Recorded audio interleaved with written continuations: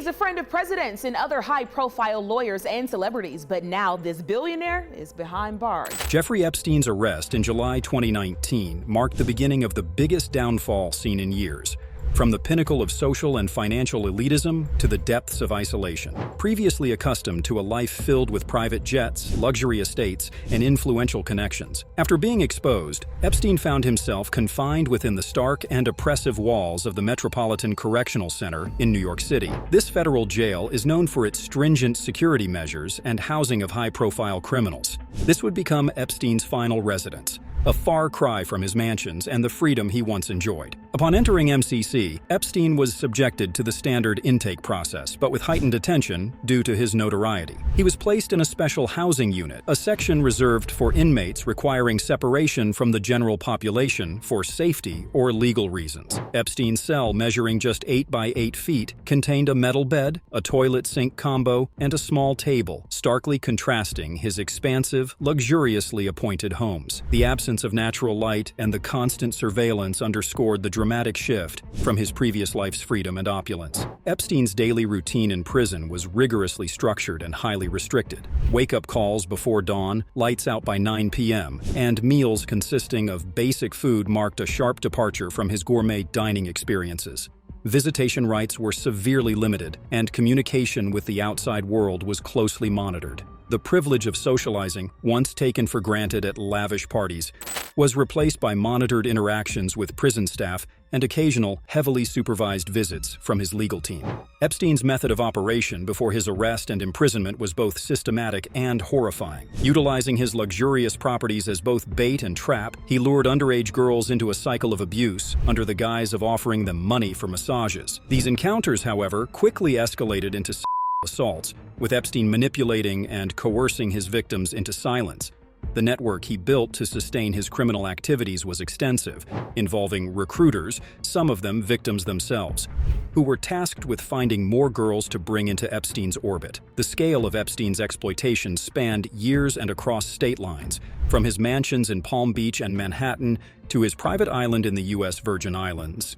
Each location was meticulously designed to ensure privacy and isolation, creating an environment where Epstein could conduct his abuses with little fear of interference. Epstein's criminal activities eventually caught the attention of law enforcement, leading to investigations that revealed the extent of his abuse and trafficking. However, the 2008 plea deal Epstein secured with the help of his powerful legal team became a focal point of outrage and controversy. In what many saw as a gross miscarriage of justice, Epstein was allowed to plead guilty to only 2 state charges of procuring a minor for serving just 13 months in a private wing of a county jail with extensive work release privileges.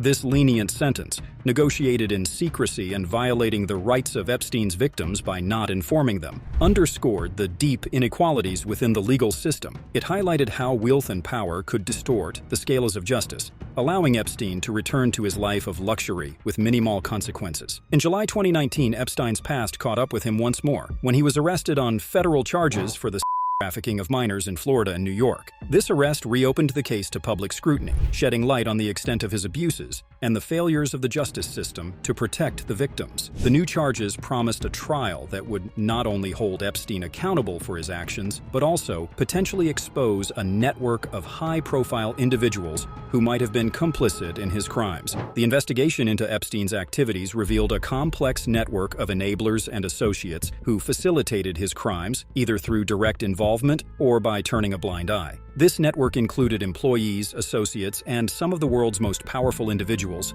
raising questions about the extent of their involvement and the broader implications for society's elite circles. Epstein's ability to operate with such impunity for years reflects not just a failure of the legal system, but a societal failure to protect the vulnerable from the predatory actions of the powerful. His case serves as a stark reminder of the corrosive effects of wealth and influence when wielded unethically, casting a long shadow over the luxurious facade that once defined Jeffrey Epstein's public persona. Epstein's wealth was manifested most visibly in his properties, each a testament to his extravagant lifestyle and his need for grandeur. His portfolio included a Manhattan townhouse, reputed to be the largest private residence in New York City, valued at $77 million. This seven-story structure was not just a home, but a symbol of his status, adorned with rarefied art, exotic decor, and equipped with surveillance systems, reflecting both his wealth and his obsession with privacy and control. A Palm Beach estate where many of his alleged crimes took place. This waterfront mansion was another hub of luxury and, tragically, of exploitation. Little St. James, a private island in the U.S. Virgin Islands, dubbed by many as Island. This retreat, where Epstein entertained influential guests, has become infamous for the alleged abuses that occurred there. A sprawling ranch in New Mexico known as Zorro Ranch, which included a mansion that was reportedly the largest in the state. An apartment in Paris near the iconic Arc de Triomphe, further highlighting Epstein's penchant for the finest real estate across the world. Beyond real estate, Epstein's lifestyle was one of unparalleled extravagance. His private Boeing 727, nicknamed the Lolita Express, was a flying mansion that shuttled the elite between his various properties and exotic locations around the world. Epstein's social circle included presidents, royalty, famous scientists, and celebrities, all drawn into his orbit through lavish parties and generous donations to causes and institutions. Yet, Epstein's lifestyle was not merely about luxury. It was a tool for expanding his influence and control. His wealth enabled him to buy silence and compliance, creating a veneer of respectability that shielded his actions for years. He was a patron of the sciences and education, promising funding and support to leading researchers and institutions, further entrenching himself within the global elite. Despite the visibility of his assets and lifestyle, the core of Epstein's financial empire was a black box. Questions linger about how he amassed his fortune, with theories ranging from traditional investment savvy to more nefarious means, including blackmail and financial fraud. His investment firm's client list was famously secretive, with only billionaire Leslie Wexner publicly acknowledged as a client. The opacity of his financial dealings, combined with his manipulation of social connections, created an aura of invincibility until his eventual downfall. The psychological impact on Epstein being in prison was profound. Reports from prison staff and other inmates noted Epstein's visible struggle with his new reality. The isolation, a stark departure from his once social lifestyle, weighed heavily on him. Epstein, who thrived on control and power, found himself powerless in a system designed to strip away individuality and autonomy. This loss of control and the realization of his situation's gravity appeared to contribute significantly to his deteriorating mental state. Epstein's difficulty adapting to prison life was evident in various incidents reported by the prison staff. Complaints about the food, the small size of his cell, and the constant noise were frequent. He particularly struggled with the lack of privacy and autonomy, a far cry from his previous life where his every whim was catered to by a staff of employees.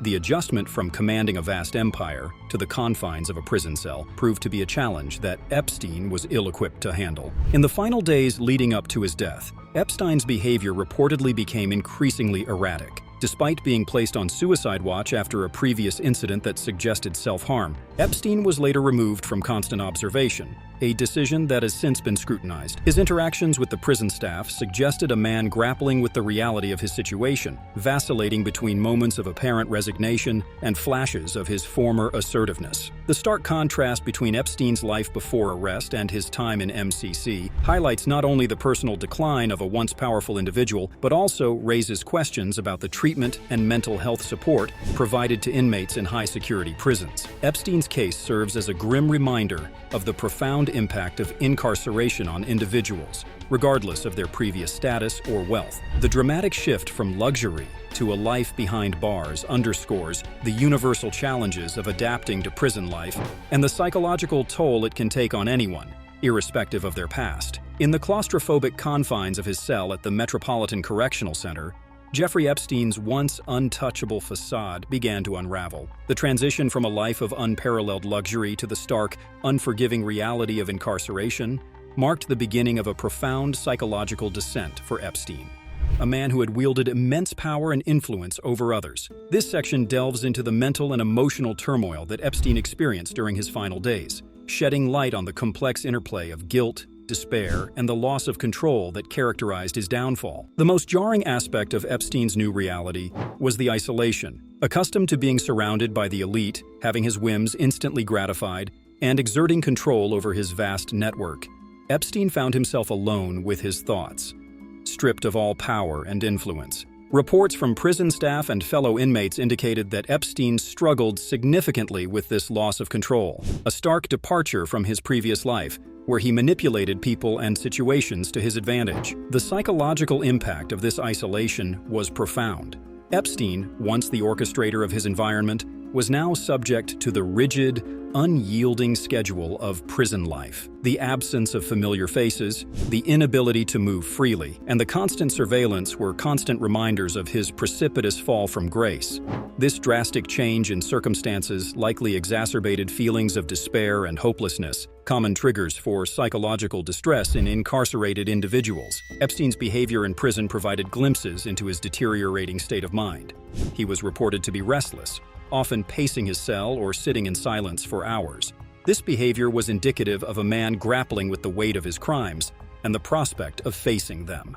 Despite his outward appearance of composure, these actions suggested a deep internal struggle. In the weeks leading up to his death, Epstein exhibited signs of anxiety and depression. He appeared increasingly despondent to prison psychologists and guards, a significant change for someone who had previously exuded confidence and charisma. This shift may have been a result of the realization that he could no longer escape the consequences of his actions, a daunting prospect that likely weighed heavily on his psyche. Following a previous suicide attempt, Epstein underwent psychological evaluations where he vehemently denied any intentions of harming himself. He declared, paradoxically, that he had a wonderful life and saw no reason to end it. These assertions, however, were in stark contrast to his observable behavior and the conditions of his confinement. Psychologists faced the challenging task of discerning the truth behind Epstein's statements. Was this denial a genuine reflection of his mental state, or a manipulation tactic by a man who had spent a lifetime bending reality to his will? The complexity of Epstein's character, a blend of intelligence, charm, and a propensity for manipulation, made these evaluations particularly difficult. It raised questions about his ability to mask his true psychological state, perhaps as a final attempt to exert control over his rapidly deteriorating situation. In the final days of his life, Epstein's actions became increasingly erratic. Reports indicated that he spent hours huddled in the corner of his cell, a marked departure from his previous attempts to engage with lawyers and prison staff. This behavior suggested a man overwhelmed by his circumstances, struggling to reconcile the image of the life he once led with the reality of his present condition. The discovery of a note in his cell after his death, in which he complained about various aspects of prison life, from the food to the treatment by guards, offered a window into Epstein's mindset. These complaints, while seemingly trivial in the context of his crimes, were indicative of a man grappling with the loss of the privileges and control he once took for granted. Jeffrey Epstein's psychological descent in the weeks leading up to his death paints a complex portrait of a man who had navigated the heights of power and influence, only to find himself ensnared by the consequences of his actions. The isolation, loss of control, and the looming legal battles likely contributed to a profound sense of despair and hopelessness.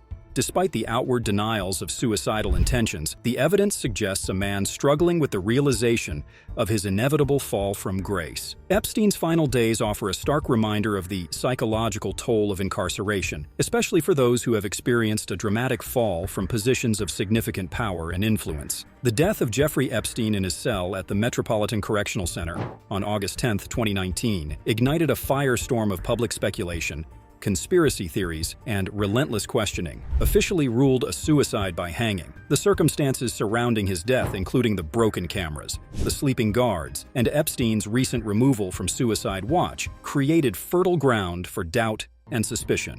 This section explores the myriad theories and conspiracies that proliferated in the aftermath of Epstein's death, reflecting the deep public mistrust in the official narrative and the broader implications for accountability and justice. One of the most glaring issues that fueled conspiracy theories was the malfunctioning of two cameras outside Epstein's cell, which failed to record the hours leading up to his death.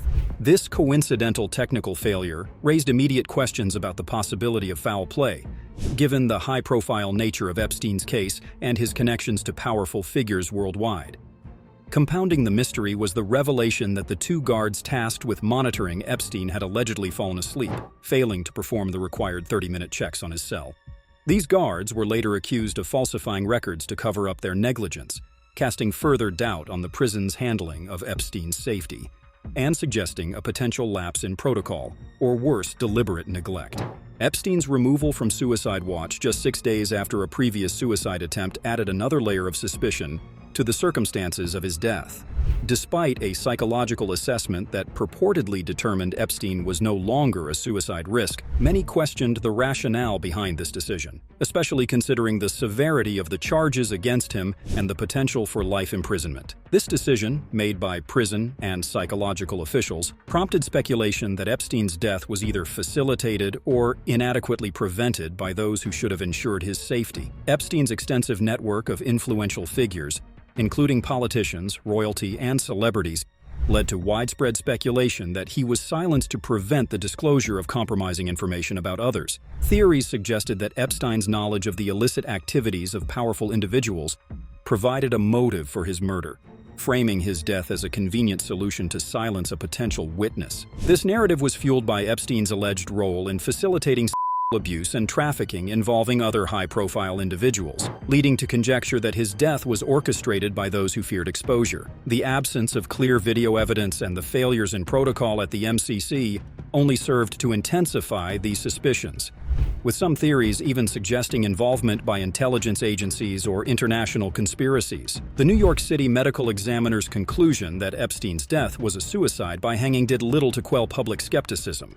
Critics pointed to reports of broken bones in Epstein's neck, which are more commonly associated with homicidal strangulation than suicide, to argue against the official ruling. These discrepancies led to calls for further investigation and fueled theories that Epstein's death was not a suicide, but a murder disguised to look like one. For many of Epstein's victims, the conspiracy theories surrounding his death were secondary to the outrage and disappointment that his suicide, whether genuine or orchestrated, denied them the opportunity for closure and justice. The focus on Epstein's death and the associated theories detracted from the pursuit of accountability for his enablers and associates, leaving many to question whether the full extent of his criminal network would ever be exposed. The theories and conspiracies that emerged in the wake of Jeffrey Epstein's death underscore a profound public distrust in the institutions responsible for his custody and the broader justice system. The unusual circumstances of his death, combined with his notorious background and connections, created a perfect storm of speculation that continues to challenge the official narrative.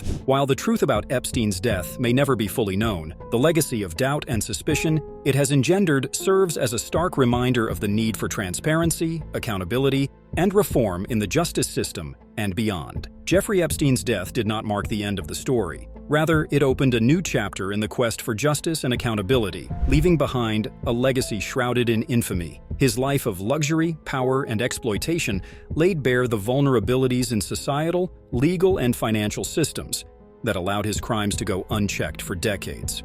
This section explores the aftermath of Epstein's death, the ongoing fight for justice by his victims, and the broader implications for systemic reform. For the numerous victims of Epstein's exploitation, his death was a double-edged sword. While it meant that one of their abusers would never harm anyone again, it also snatched away the possibility of facing him in court, of public acknowledgement and legal validation of their suffering. In the wake of his death, many of Epstein's victims have continued their fight for justice, seeking accountability not just from Epstein's estate, but also from those who enabled or participated in his crimes. Lawsuits filed against Epstein's estate, seeking damages for the harm inflicted, have shed light on the scale of his exploitation and the need for restitution. However, the quest for justice extends beyond financial compensation. It encompasses a demand for systemic change to ensure that survivors of abuse and trafficking are heard, believed, and supported. Epstein's ability to perpetrate his crimes was facilitated by a network of enablers, individuals, and institutions that turned a blind eye or actively assisted in his activities. The aftermath of his death has seen increased scrutiny of these figures, from high-profile associates to the financial and social institutions that allowed Epstein to operate with impunity. Legal actions and investigations into co-conspirators, such as Ghislaine Maxwell, who was convicted for her role in aiding Epstein's abuses, represent crucial steps toward addressing the broader ecosystem of complicity that enabled Epstein's crimes. These efforts underscore the necessity of holding not just the primary perpetrator, but also the facilitators of abuse accountable. The Epstein case has prompted a profound societal reflection on the intersections of wealth, power, and justice. It has highlighted the ways in which the legal system can be manipulated by the affluent and well-connected, often at the expense of the vulnerable. In response, there have been calls for systemic reforms to close the loopholes that allow such exploitation to occur. These reforms include stricter regulations on financial transactions and transparency, more robust protections for victims of abuse and trafficking, and a re-evaluation of plea deal processes to prevent future miscarriages of justice. The Epstein saga has acted as a catalyst for discussions about the need for a more equitable legal system that serves the interests of justice for all, not just the wealthy and powerful. Jeffrey Epstein's case has had a lasting impact on public consciousness, serving as a stark reminder of the pervasive inequalities that exist within the justice system and society at large. It has galvanized activists, legal professionals, and ordinary citizens to advocate for change, ensuring that the victims of such crimes are not forgotten or silenced. The legacy of Epstein's crimes and the circumstances of his death have also fueled a broader debate about accountability, shining a light on the shadowy networks of power that protect their own at the expense of justice. The public's engagement with the Epstein case reflects a growing refusal to accept the status quo, demanding greater transparency, accountability, and reform in all sectors of society. Jeffrey Epstein's legacy is a complex tapestry of wealth, abuse, and systemic failure. Yet it is also a catalyst for change, inspiring a renewed commitment to fighting for justice and accountability. As the legal battles continue and the victims strive for closure, the broader societal implications of Epstein's actions remain a powerful force for reflection and reform. The quest for justice in the wake of Epstein's crimes is far from over. It is a continuing journey toward healing for his victims and toward a future where such abuses of power are met not with silence and complicity, but with the full force of accountability. Epstein's story is a cautionary tale, a reminder of the work that remains to be done to ensure that no one, regardless of their wealth or connections, is above the law. The saga of Jeffrey Epstein is not merely a story of individual malfeasance, but a profound commentary on the intersections of wealth, power, and justice. It unveils the disturbing realities of how deeply ingrained societal and systemic failures can enable and conceal abuse. Epstein's life, crimes, and the controversies surrounding his death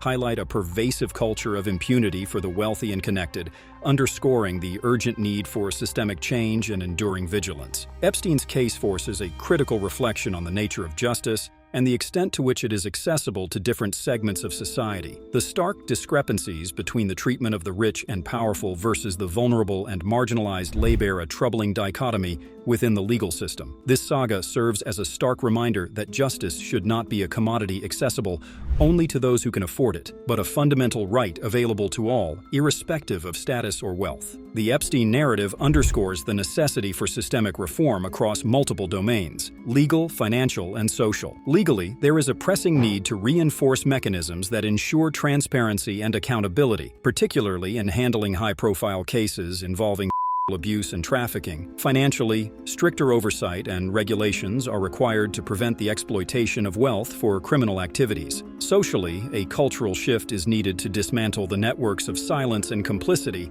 that allow such abuses to persist. At the heart of the Epstein case are the survivors, individuals who endured unimaginable abuse and whose bravery in coming forward has been instrumental in seeking justice. Their experiences highlight the critical importance of creating supportive environments that empower survivors to speak out, ensuring they are heard, believed, and protected. Protecting the vulnerable must be a shared societal commitment, underpinned by policies and practices that prioritize their safety and well-being. The enduring legacy of Jeffrey Epstein's story must be a collective commitment to fostering a culture of accountability. This involves not only holding perpetrators of abuse to account, but also addressing the broader systemic and cultural enablers of such behavior. It requires vigilance from institutions, the media, and individuals to question and challenge abuses of power, ensuring that no one, regardless of their influence, can operate above the law. The Epstein saga, with its complex layers of crime, conspiracy, and complicity, offers a somber lesson in the consequences of systemic failure. It is a call to action for systemic change, demanding reforms that ensure a more just and equitable society.